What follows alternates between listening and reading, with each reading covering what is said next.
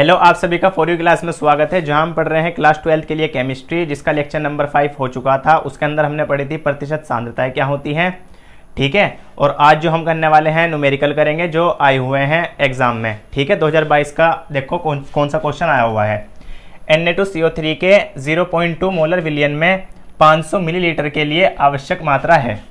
इसके अंदर आवश्यक मात्रा बतानी, किसकी बतानी कि Na2CO3 के 0.2 मोलर विलियन में 500 मिलीलीटर के लिए आवश्यक मात्रा बतानी कि कितना उसके अंदर विलय होगा। ठीक है, ऑप्शन दिए हुए हैं 1.53 ग्राम, 3.06 ग्राम, 5.3 ग्राम और 10.6 ग्राम। ठीक है, देखो होगा कैसे। है क्या दे रखी मोलरता, तो पहले तो ये लिख लो। इसके अंदर क्या दे रखी है, एक तो मोलरता दे रखी है 0.2 मोलर। तो इससे क्या पता चल रहा किस के अंदर कौन सा फार्मूला लगाएंगे, मोलरता का फार्मूला लगाएंगे। ठीक है, और आगे क्वेश्चन पढ़ो क्या क्या दे रखा।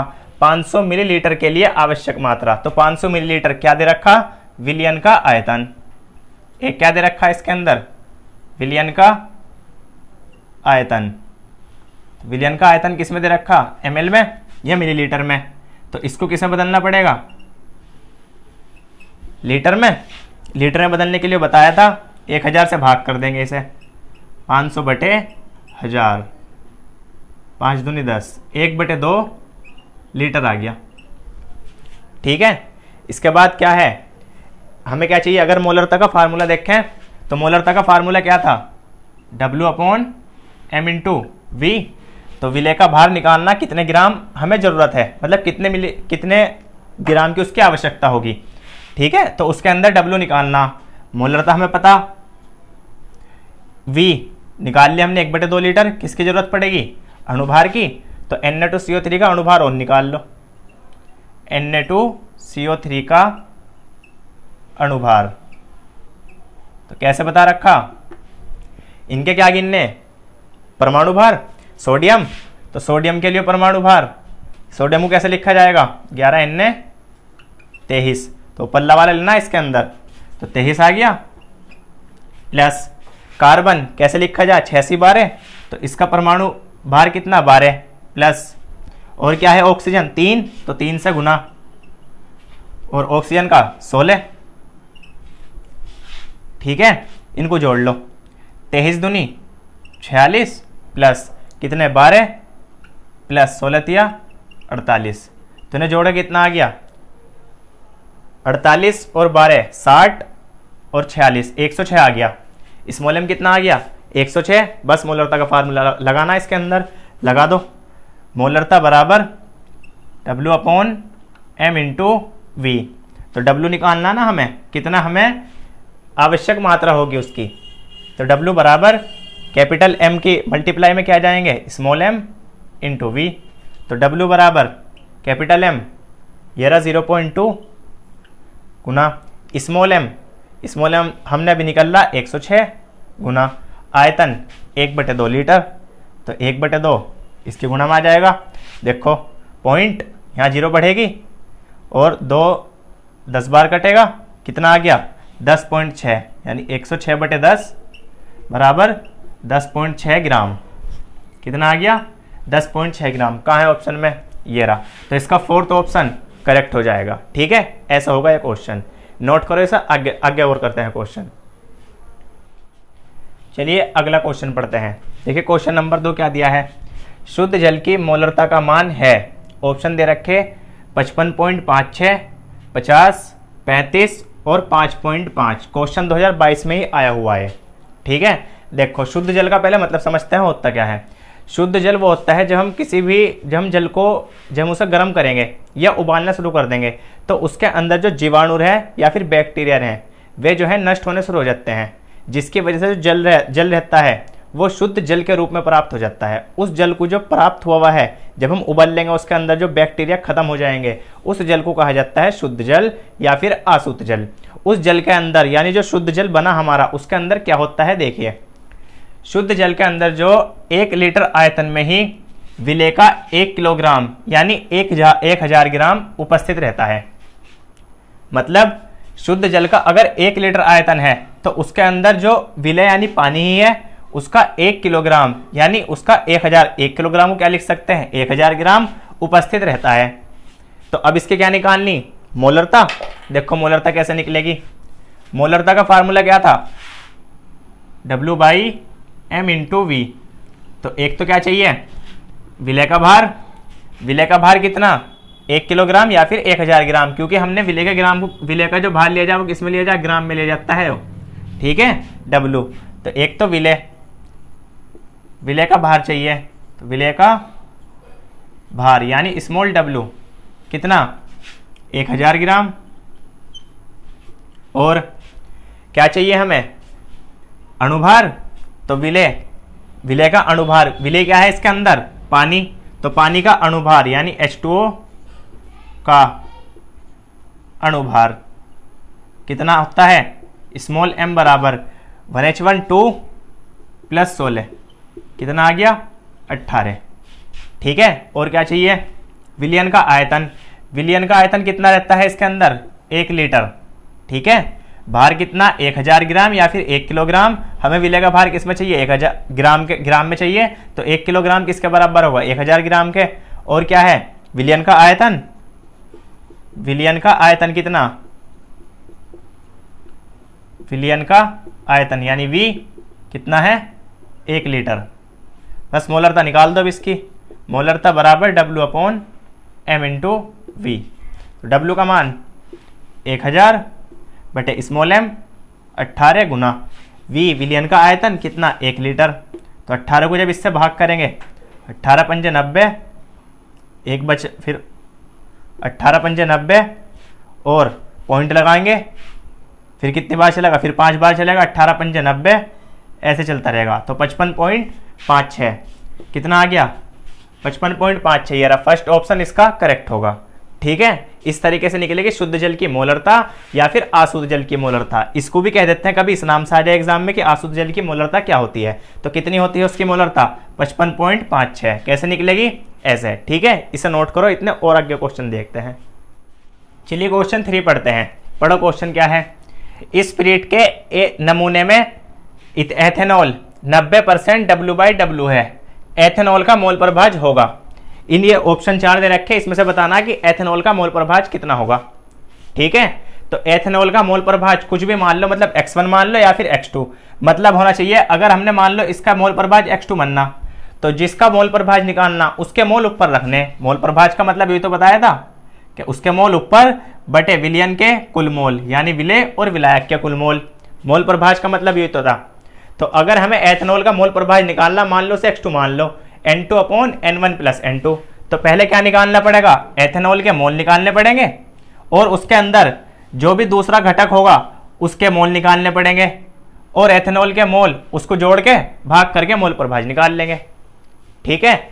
देखो कैसे होगा, पहले स्पिरिट का मतलब पता होना चाहिए। स्पिरिट जो होगी वो होगी एथेनॉल और पानी का जो मिश्रण बनेगा उसे कहा जाता है स्पिरिट, ठीक है। एथेनॉल और पानी, इसके अंदर देखो एथेनॉल कितनी है, एथेनॉल कितनी है इसके अंदर 90% W/W, यानी एथेनॉल का भार कितना, ऊपर क्या बताया था 90% W/W का मतलब क्या होता है, 90% W/W का मतलब है कि उसके अंदर जो ऊपर दे रखा है, जिस चीज का भी मान दे रखा वो कितने ग्राम है, यानी एथेनॉल, एथेनॉल का भार ऊपर दे रखा, एथेनॉल का भार यानी W मान लो या W2 मान लो, कुछ ही मान लो, W1 W2। अगर W2 मान रहे तब यहाँ पे x2 मानना पड़ेगा, और अगर यहाँ W1 मान के चल रहे तो फिर यहाँ x1 मान लियो, फिर इसके ही मोल ऊपर रख के N1/N1 + N2 कर दियो, ठीक है। तो जिसका मोल प्रभाज निकालना उसके मोल ऊपर रखने, बस इतना ध्यान रखना है इसके अंदर।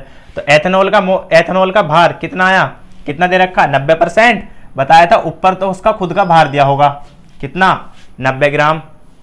और क्या चाहिए, और देखो 90% W/W, इसका मतलब क्या है, नीचे क्या है दे रखा विलयन का भार, तो विलयन का भार कितना बताया था W/W, यानी भार अनुसार का मतलब बताया था कि किसी विलयन के 100 ग्राम भार में विलय का जितना भी भार होगा उसे कहेंगे W/W, ठीक है। 90% W/W का मतलब बता चुके थे पिछली बार कि इसका मतलब होता क्या है। तो विलयन का भार कितना होगा 100 ग्राम, भार अनुसार का मतलब ये होता है 100 ग्राम, विलयन के 100 ग्राम भार में उपस्थित। तो विलायक का भार कितना होगा? विलायक क्या है, मतलब विलायक नहीं सॉरी, जो दूसरा घटक होगा क्या है? जल। तो जल का भार कितना आएगा यहां से?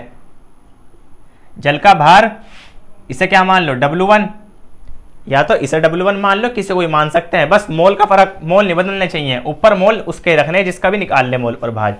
तो W1 मान लो 100 माइनस 90, ठीक है। जल 100 माइनस 90, तो विलयन के भार में से किसे घटा दो? एथेनॉल का भार। किसका भार निकल का आ जाएगा? जल का भार, क्योंकि एथेनॉल और जल मिलकर क्या बना रहे? विलयन। बताया था कि विलय और विलायक मिलने के बाद क्या बनाते हैं? विलयन। किसी भी एक का भार पता हो तो दूसरा का खुद ही निकल जाता है, माइनस करके विलयन में से। तो विलयन का भार कितना? 100 ग्राम माइनस 90 ग्राम, तो 100 में से 90 गए 10 ग्राम। तो जल का भार कितना आ गया? 10 ग्राम। बस क्या निकाल लो? मोल निकाल लें। W2 एथेनॉल का भार, तो एथेनॉल का अगर अणुभार हमें पता चल जाए, एथेनॉल का अणुभार, एथेनॉल का अणुभार M2 मान लो, क्योंकि W2 इसकी तो बात चल रही है W2। तो एथेनॉल का अणुभार, एथेनॉल क्या होता है? C2H5OH, ठीक है। इसका अणुभार निकालना, अणुभार निकालने का तरीका बता रखा। कार्बन कितने? 2, तो 2 गुना इसका परमाणु भार 12 प्लस 5 क्या है इसके अंदर? हाइड्रोजन, तो 1 प्लस, और क्या है? ऑक्सीजन। ऑक्सीजन का कितना? 16 प्लस हाइड्रोजन का फिर 1, ठीक है। इनको जोड़ लो, 12 दूनी 24 प्लस 5 प्लस 16 प्लस 1, तो कितना आ गया? 24, 25 और 5 30 और 16 46। तो इसका अणुभार कितना आ गया? 46। तो इसके मोल निकाल दो एथेनॉल के, C2H5OH के मोल। तो C2H5OH के मोल कितना आ गए? N2 बराबर W2 अपॉन M2, यही तो बताया था, विलय का भार बटे विलय का अणुभार, यो क्या होते हैं? मोल।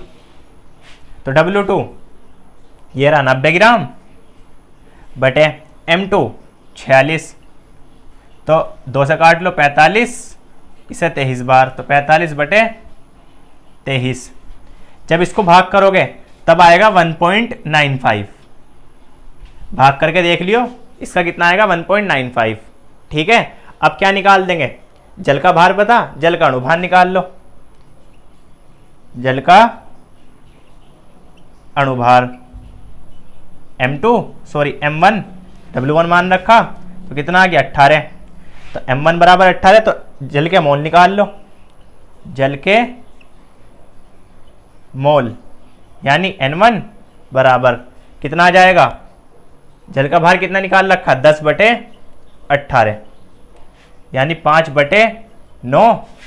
इसे भाग करेंगे 0.9 पंजे 45, 5 बचे 9 पंजे 45, चलते चला जाएगा। बस N1 भी है हमारे पास, और क्या भी है? N2।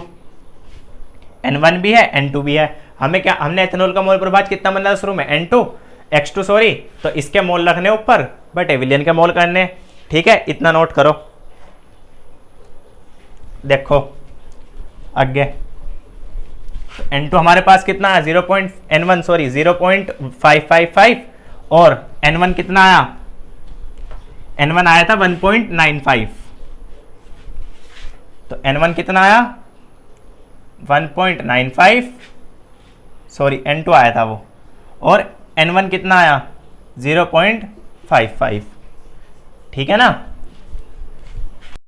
भाज निकालना, X2 एथेनॉल को ऊपर मोल, N2 बनने बटे N1 प्लस N2। N2 कितना? 1.95 बटे 1.95 प्लस 0.55, तो 1.95 बटे, इनको जोड़ लो, इनको जोड़ के आएगा 2.5, हाँ ये आएगा, ठीक है ना।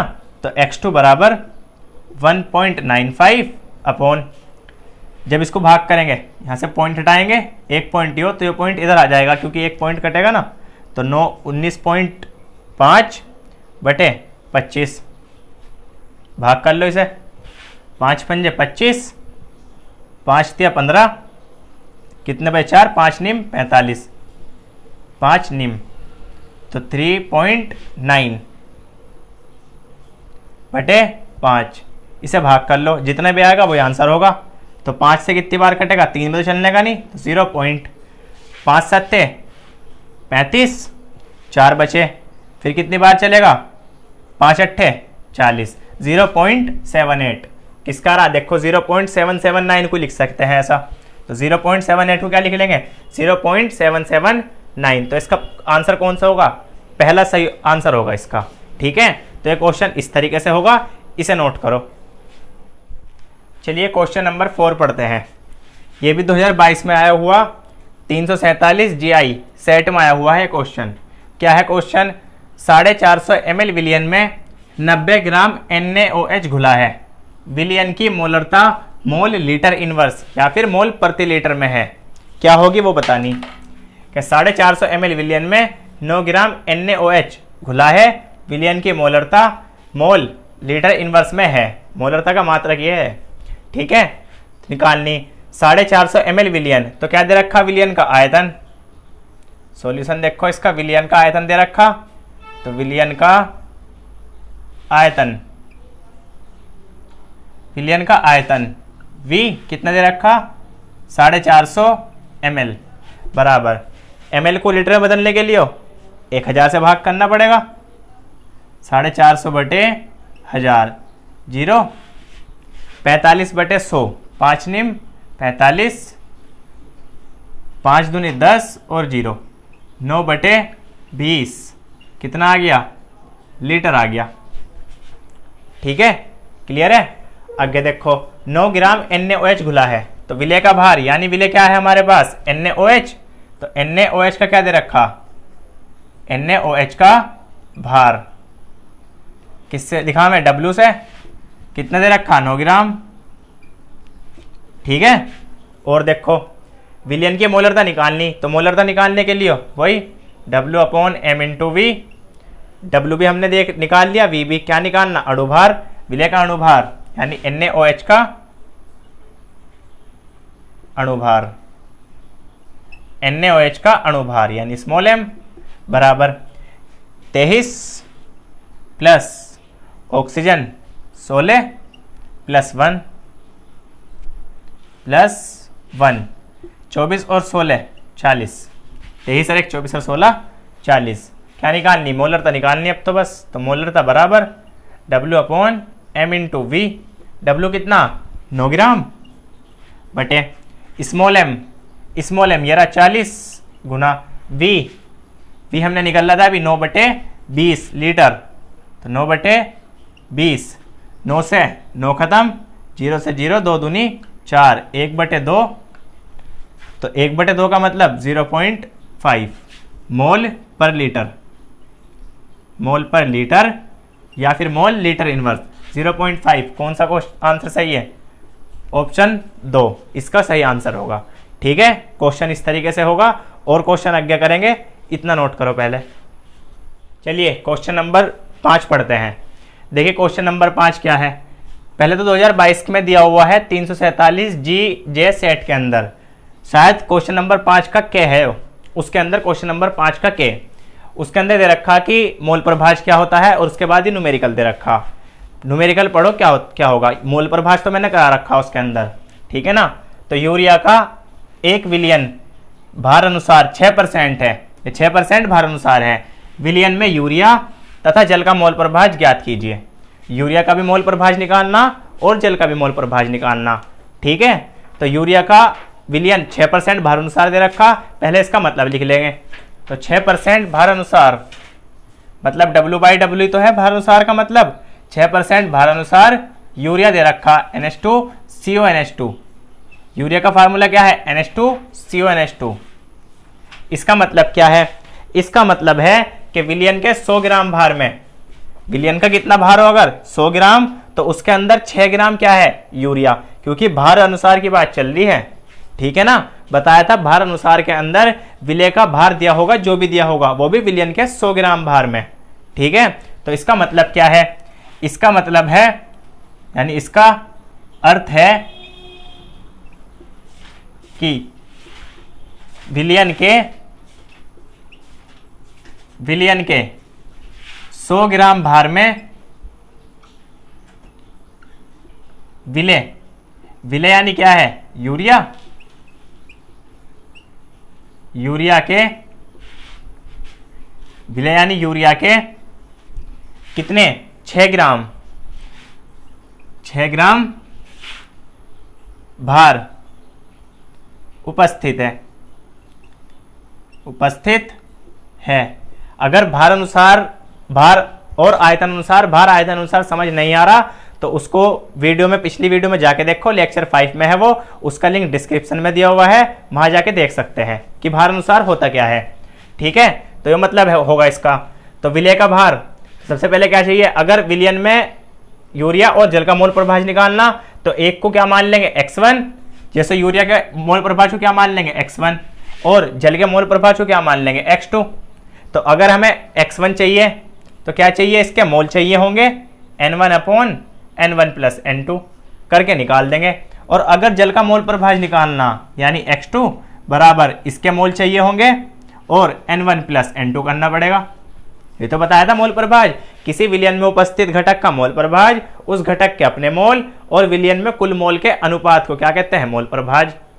यो था मोल प्रभाज का मतलब। तो मोल प्रभाज निकालने से पहले क्या चाहिए, मोल चाहिए। किसके चाहिए, एक तो विलय के, विलय क्या मान लिया हमने, यूरिया, तो यूरिया के मोल निकालने पड़ेंगे। यूरिया के मोल निकालने से पहले यूरिया का भार पता होना चाहिए और यूरिया का अणुभार। तो यूरिया का भार कितना दे रखा, W1 मान लो, ये रहा 6 ग्राम, और यूरिया का अणुभार, यूरिया का अणुभार M1 बराबर, यूरिया का फार्मूला क्या है, NH2CO NH2। तो निकल लो। वैसे तो क्वेश्चन के अंदर दिया हुआ कि यूरिया का जो अणुभार है वो 60 है, ठीक है, लेकिन हम फिर भी निकाल लेते हैं।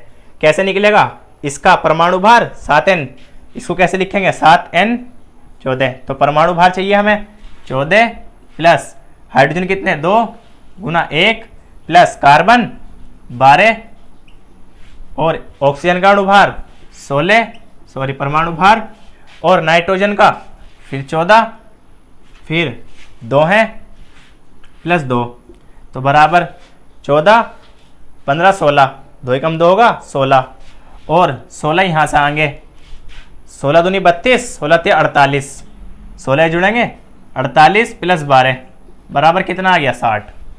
तो यूरिया का अणुभार कितना आ गया, 60। तो यूरिया के मोल निकाल दो पहले, इसलिए यूरिया के मोल NH2CO NH2 के मोल x1 मान लो, W1 सॉरी मोल निकालने N1, तो N1 बराबर W1/M1 बराबर W1 6 ग्राम बटे 60, तो बराबर कितना आ गया, 1/10 बराबर 0.1। ठीक है, NH2CO NH2 के मोल आ गए।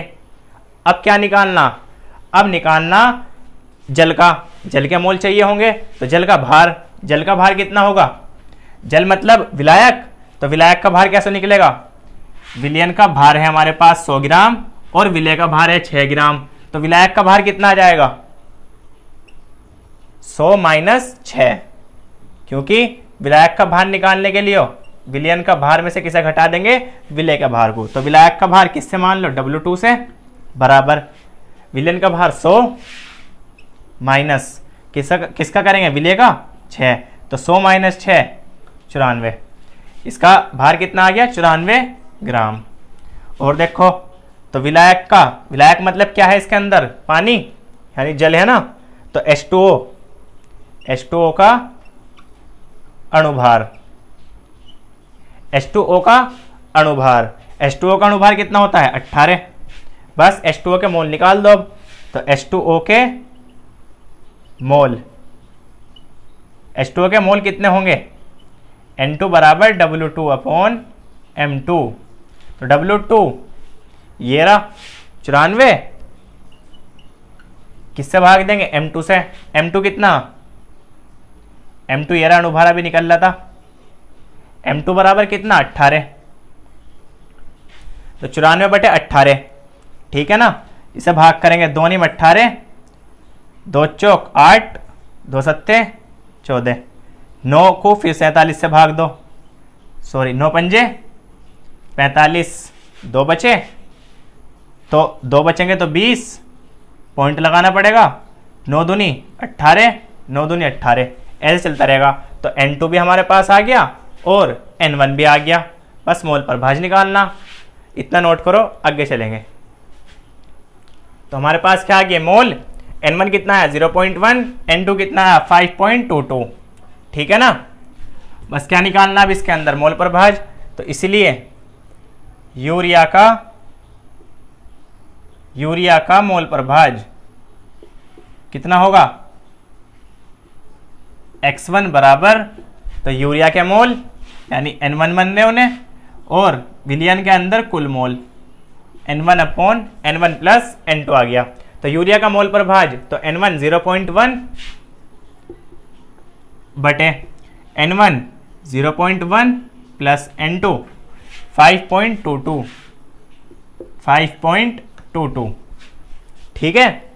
देखो इनको भाग करो, तो X1 बराबर 0.1 अपॉन, इनको जोड़ लो 5.22, और इसके अंदर क्या जोड़ना 0.1, इसका आगे 0 लगा लेंगे, 2 तो और एक 3 5.32, तो कितना आ गया 5.32, ठीक है। इसको भाग करना बस, पॉइंट, इसका एक पॉइंट आगे आ जाएगा, 1/53.2, ये इसका मोल पर भाज आ गया। किसका आया, यूरिया का। तो अगर इसको भाग करेंगे तो आएगा 0.018, ठीक है ना, 0.0188, ये क्या आएगा इसको भाग करके। तो यूरिया का मोल पर भाज कितना आ जाएगा 0.0188। अब किसका निकालना है, जल का मोल पर भाज, जल का मोल पर भाज किससे दिखा दो, X2 से। X2 बराबर क्या होगा, इसके अपने मोल बटे विलियन के अंदर कुल मोल, N2 upon N1 plus N2, या तो ऐसे निकाल लो, या फिर क्या बता रखा कि विलय का मोल पर भाज प्लस विलायक का मोल पर भाज किसके बराबर होता है 1 के, यानी विलियन का जो कुल मोल पर भाज होता है वो किसके बराबर होता है 1 के। तो अगर एक का मान पता तो दूसरे का 1 माइनस करके निकाल लो। X1 का मान हमें पता, तो अगर हमें X2 का मान निकालना तो 1 माइनस X1 करके निकाल लो, ऐसे तो बहुत बड़ा पड़ेगा, ठीक है ना। तो इसको क्या कर दो, X2 बराबर 1 माइनस X1, 1 माइनस X1 0.0188, ठीक है ना। इसमें से घटा लो इसे, और 0.0188, 1 को ऐसे लिख सके ना, 10 में से 8 गए 2, 9 में से 8 गए 1, 9 में से 1 गया 8 और 9, तो 0.9812, 0.9812, ये इसका मोल पर भाज आ गया, जल का मोल पर भाज, ठीक है ना। तो इस तरीके से निकलेंगे यूरिया का मोल पर भाज और जल का मोल पर भाज, ठीक है। आज के लिए इतना ही, बाकी नेक्स्ट टर्न पे करेंगे, तब तक के लिए धन्यवाद।